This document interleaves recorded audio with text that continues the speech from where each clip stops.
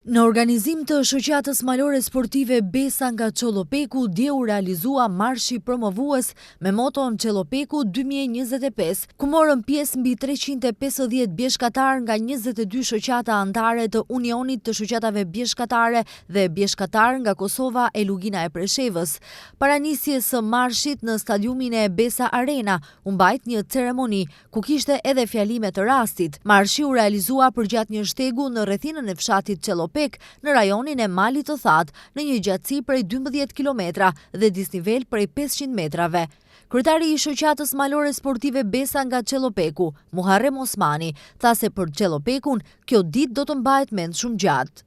Marshi sot i bëhet për shoqatën që kena kriju para një viti, të reklamuar shoqata e fshatit Çollopek, edhe kena afru të gjithë shoqatat bjeshkatare që jenë të shqiptare, gjitha trojet tona, edhe faleminderit që kanë marrë të gjithë pjesë, ndihem shumë krenar. Njeriu më meritor për organizimin e këtij marshi, që përkon me 1 vjetorin e themelimit të shoqatës malore sportive Besa, tha se kjo ditë do të mbahet mend nga banorët e Çollopekut.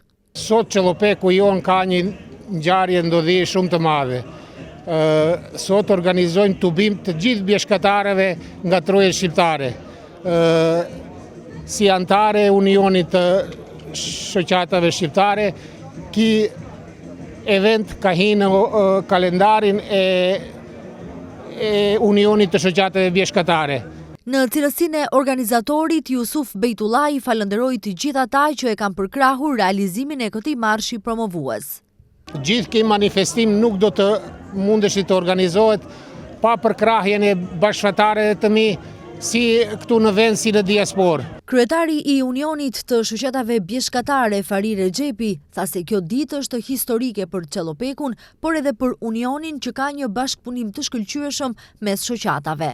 Mendoj se bashkëpunimi është në nivelin e duhur, gjithmonë mund të jetë edhe më mirë, sa i takon bashkëpunimit në kuadër të shoqatave të Unionit është i shkëlqyeshëm dhe po ashtu tentojmë që të një bashkëpunim të shkëlqyeshëm edhe me shoqata tjera në Maqedoni dhe në rajon.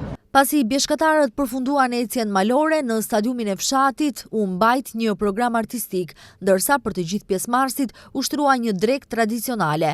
Organizatori, për të gjithë ata që kontribuan në organizimin dhe afirmimin e kësaj ngjarjeje të rëndësishme për Çollopekun, ndau edhe mirënjohje. Me mirënjohje u ndërrua edhe televizioni Koha.